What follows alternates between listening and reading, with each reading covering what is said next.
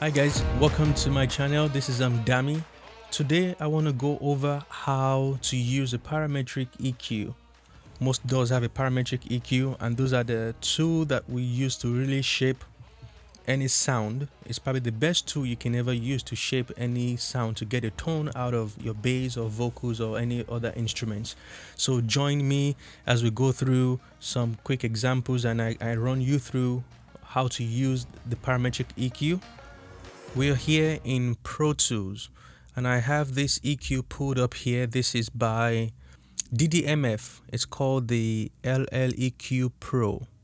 Quick things to note: when you look at a parametric EQ, you're dealing with frequencies, you're dealing with amplitude, which is kind of the volume, you're dealing or gain, you're dealing with what we call band, frequency points, and then you're dealing with bandwidth. How wide or narrow do you want that band to be? So I'm gonna play some examples and we can run through that. So the first thing, this is a clean slate right now. With this EQ, I have all the way to about 24 bands that I can use. And what that means is, let me click on any point here. See, those are different bands that I'm activating. I'm activating them, and I can do a few things. The first thing I said is I can boost, which is I can turn up the gain of that particular frequency. So right here, I've selected a frequency. The frequency I've selected is 739. That's like your mid-range. And what I can do is I can push it up. That's me increasing the gain. And I can push it down. That's me decreasing the gain of that frequency. Down. And I'm pushing up and down. All right, so the next thing again is you have what you call frequency types or filter types. Basically, not frequency, I mean filter types. The first one we can look at is, by default here, is the peak. In this case, they have what they call the analog peak and digital peak. I hope that is what it is, but it's the same thing. It might just sound a little bit different from one another, but we're going to stick to peak. Your peak is basically this right here, peak. And then what you can do to that peak is the bandwidth that I mentioned earlier on is, do I want it to be narrow or to be wide? By default, it's narrow. Another name for the bandwidth you would see is called the Q, which is right here. So I can increase that, and you see how wide this band is getting. So I can do that, and I can make it super narrow. And what I'm doing is, remember the frequency selected is here. In this case, about 700 right here. So what the Q helps you do is, I want to affect this frequency, but I don't want to affect too much of the surrounding frequency. With this one, even though I've selected 700, and if my Q is super wide, it's going to give me it's going to affect a lot of the surrounding frequencies. Like it's going to affect even, which one is this? 500. But if I can make my Q a little bit narrower, it's going to be able to pinpoint a specific frequency, as you can see. So that's your Q. That's your frequency selection here. This is the gain, the amplitude, how much you're turning it up and down, and then the type of filter. So let's go play some audio examples, and then I'll talk over the video to show you what each filters are doing. So first, when you click on most EQs like this, when you click to the lower end of the frequency spectrum, automatically by default, it activates the high pass filter. And as you can see here, it says HPF. So there's HPF, high pass filter. There's the number 12 there means your octave.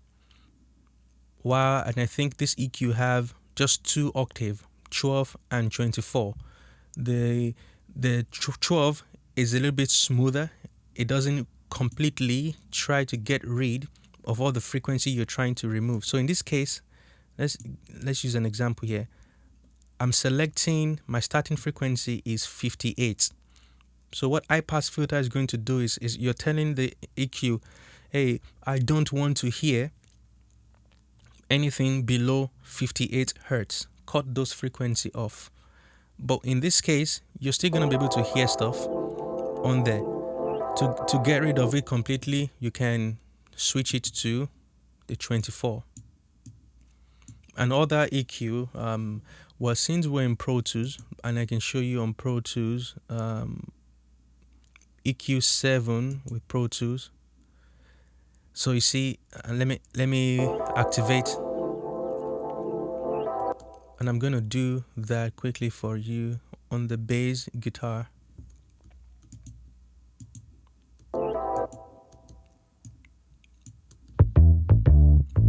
So I'm gonna activate the high pass filter here, and then if you see right here, this is the octave, your Q on the high pass filter, but you can call it per octave. As you can see, per octave. So 6 dB per octave, 12 dB per octave. Let me set the frequency to maybe 70. So 6 dB per octave, you can see it's still going to allow a lot of frequencies below that 73 to go through. When I go to 12, it's tightening in on that Q. When I go to 16, 18, I go to 24. So that's how tight you can get. So let's play example so you can hear it. You see? So that's how the octave works. So the same thing also applies to the what you call low pass filter. So you have high pass filter, low pass filter. With your low pass filter, you select a frequency. In this case, we're selecting 10. And then you're telling the equalizer, I don't want to hear anything above 10 kilohertz. So you want to use a tight Q here, which is 24 dB per octave. If you still want to hear some things on there, you can use maybe 6 dB or 12 dB. Okay, hopefully that's clear. And then let's go back here to this EQ. And then there are different types, other types of band that we can look at. Let's select a frequency point here. And then let's look at the what you call the low shelf filter. I'm only going to use the ones, or talk about the ones that we use most often, right? High pass filter and low pass filter, and then the peak. We all use the peak. So low shelf. With low shelf, you can select a your starting point. So in this case, we've selected 153. And then what I can do is I can then reduce or increase the gain from that point that I've selected. So in this case, low shelf basically mean I want you to only affect the low frequency, the frequency below the point that I've selected. So as you can see, as I'm dragging and pulling up the gain, it's not affecting the top end, the high frequency, only affecting the low frequency. Insecurities, don't judge me, what's the nemesis? So this is boosting the low end on that track. It's cutting the low end on that track. Same thing applies if I pick, this is now your high shelf. I'm picking a frequency here of, let's go maybe to 1K. And I'm telling the equalizer, hey, anything above 1K, I want you to cut it out by pushing it down. Anything above 1K, I want you to push it up. And that's what you can hear. So that's really the basics, right, of using equalizer. Know your band, know your Q, and then your high pass and low pass filter. One more thing I want to show you on the high pass filter is this. I'm going to select a point here. Is you can use those two things combined, your high pass filter and then your low shelf. It's crazy how it's named like that. Okay. So here I've selected the frequency. We're gonna go back to the bass and use that as an example.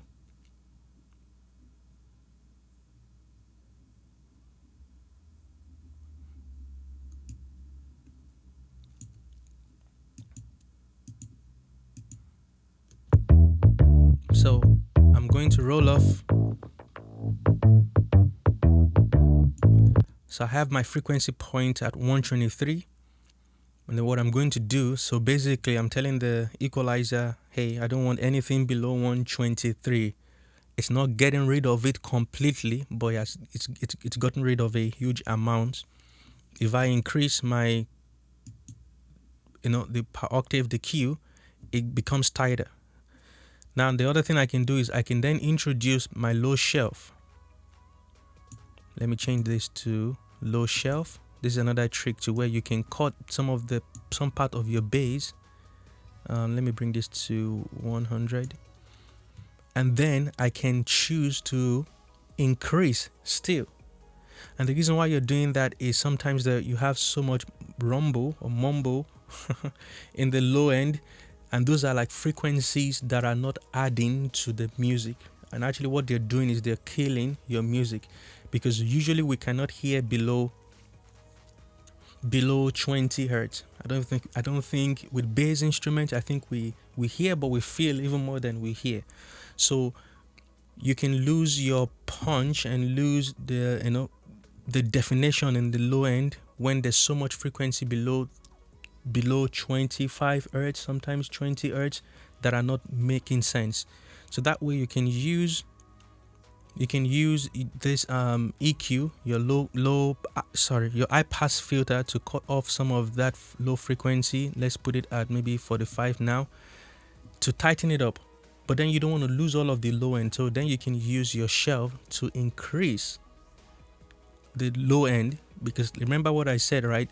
It's not going to get rid of everything at once. So there are still some notes or frequency that are still active there, even though you've used the high pass filter to try and get rid of them, but most times they're still active. So that's a trick. And if you don't want to do that, there's also, you can grab this same low pass filter and then play with the Q, and then this actually gives you like a bump around the same frequency that you cut. You can use this on things like maybe like toms, maybe your floor toms, that you want to keep the low energy, but you don't want it clashing too much with the bass and your kick drum. You can roll off some of the low end, but then around maybe 100 or 110, you want to have this bump there. So that's a trick. If the equalizer you're doing cannot do that with the Q, not a problem. You can just grab a pick, another band, and push it up in that neighborhood right there. So these are the basic EQ needs. There is actually maybe one more that maybe I should show you, and which I think will be beneficial, right? Is what you call the band pass filter. So what this is going to do is it allows you to basically solo a particular frequency. So in this case, let's hear the bass.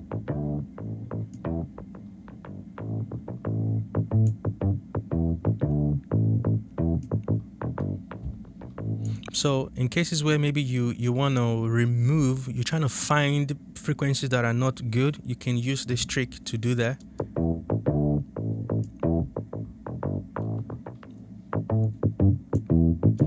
And speaking of finding bad frequencies, this is the trick that that's used well by a lot of people, and I use it as well. Let's say, let me play this vocal, and I'm trying to find some bad frequency in the vocal. This is how I'm going to go fetch for that frequency. Just watch. Insecurities, those judging me was the nemesis. So the only way to counter it was be counterfeit. Boosting for designer fits, begging for designer clothes. Daddy ain't affording those. I wanted a chain, needed insecurities. Those judging me was the nemesis. So the only way to counter it was be counterfeit. Boosting for designer fits, begging for designer clothes. Daddy ain't affording those.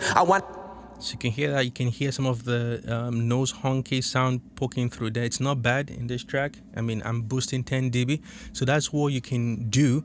You can push the gain up and then push it down slightly. You don't want to remove it at 10 dB because you're not actually listening at 10 dB, you know. So that's the downside to this. So you have to be careful when you do this too.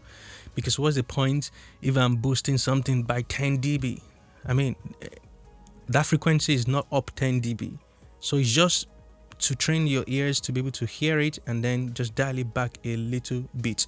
And if you need to dial it back a lot, that's fine. Just do what the music really requires. So I hope this video was very, very helpful.